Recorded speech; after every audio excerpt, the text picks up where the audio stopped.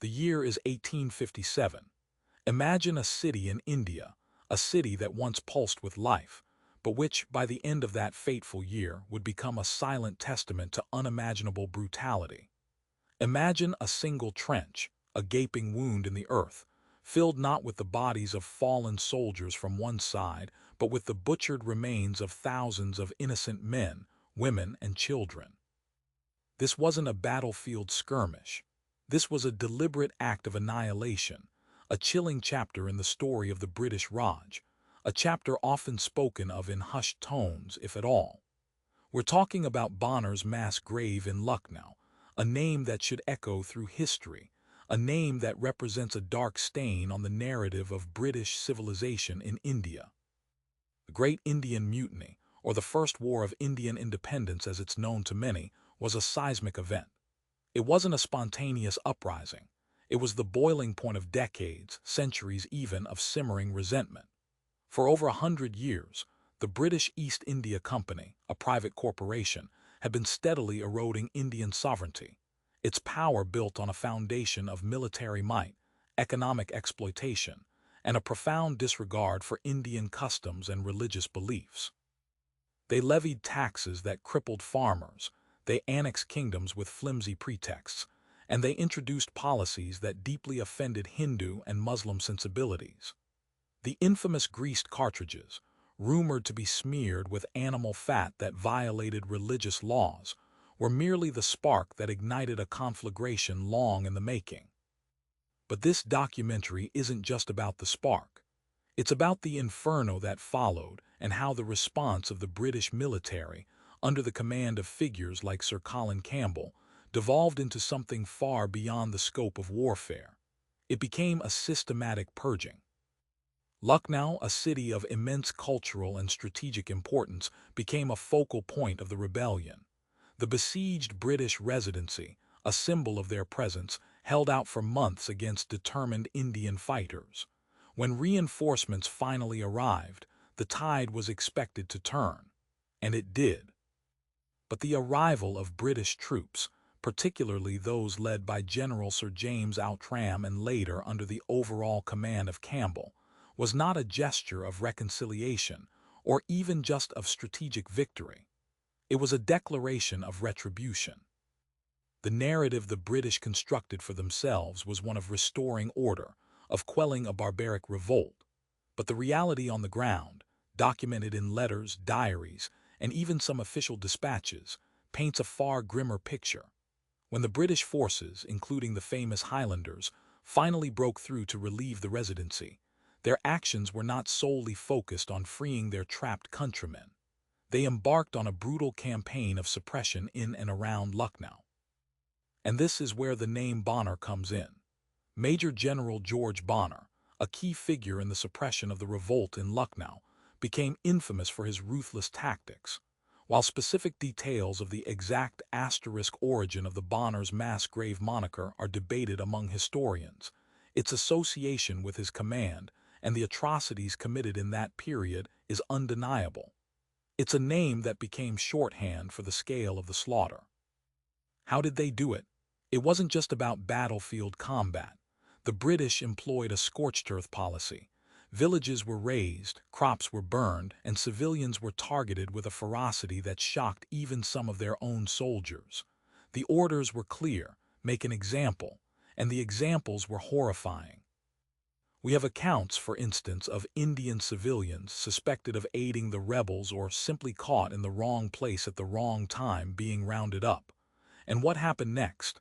They weren't just imprisoned. They were executed, and not just a few. We are talking about mass executions. Consider the evidence. Letters from British officers, while often couched in the language of military necessity, describe the terrible sights and the disposal of the dead. While precise numbers are difficult to ascertain, the sheer scale of the burials points to something far more sinister than battlefield casualties. The British, in their pursuit of vengeance, used their superior weaponry and their disciplined military machine to inflict maximum casualties, not just on combatants, but on the surrounding population. The process was brutal and efficient. Captured individuals, often disarmed and defenseless, were summarily executed. The methods varied but often involved mass shootings or executions by sword. And then the bodies.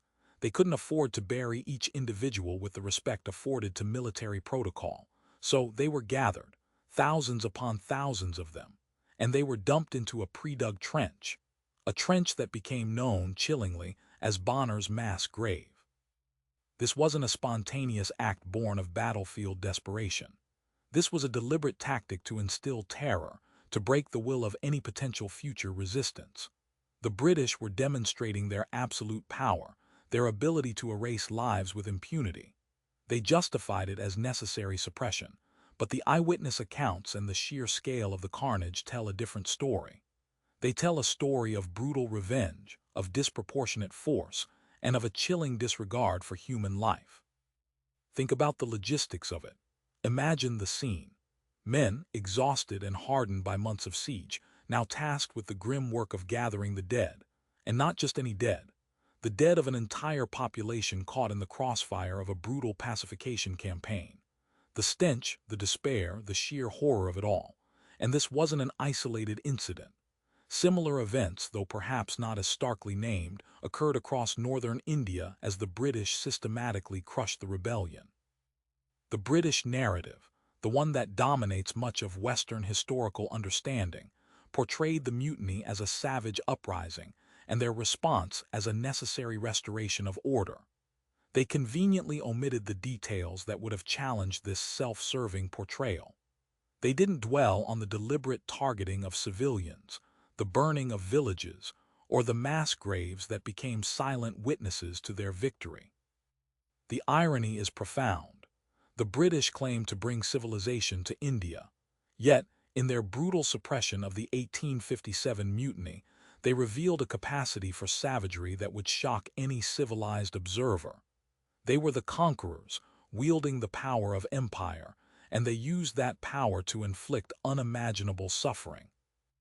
The 1857 mutiny was a turning point. It led to the dissolution of the East India Company and the direct rule of the British Crown.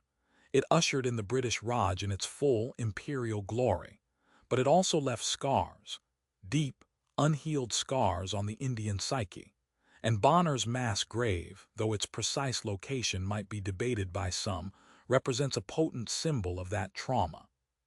It represents the countless lives extinguished, the families shattered, and the indignity of being erased from history by the victors. Why is it important to remember this? Because understanding these uncomfortable truths is crucial to understanding the complex, often painful relationship between India and Britain. It's important because the perpetrators wrote the history for so long, and their version was one of heroic subjugation, not of brutal suppression. It's important because every forgotten grave, every silenced voice, is a testament to a history that needs to be heard, understood, and acknowledged. The story of Bonner's mass grave isn't just about a specific trench in Lucknow or a particular general. It's about the dehumanization that can occur when power is absolute, when vengeance trumps justice, and when the narrative of the victors erases the suffering of the vanquished. It's about the silenced screams of thousands who paid the ultimate price for daring to resist an empire. The history of empires is rarely a pleasant one, and the history of the British in India is a testament to that truth. When we look at Bonner's mass grave, we are not just looking at a historical footnote. We are looking into the eyes of a brutal past, a past that demands not just remembrance but a profound reckoning. And we must ask ourselves, how much of this brutality has truly been buried and how much still lingers beneath the surface of our collective memory?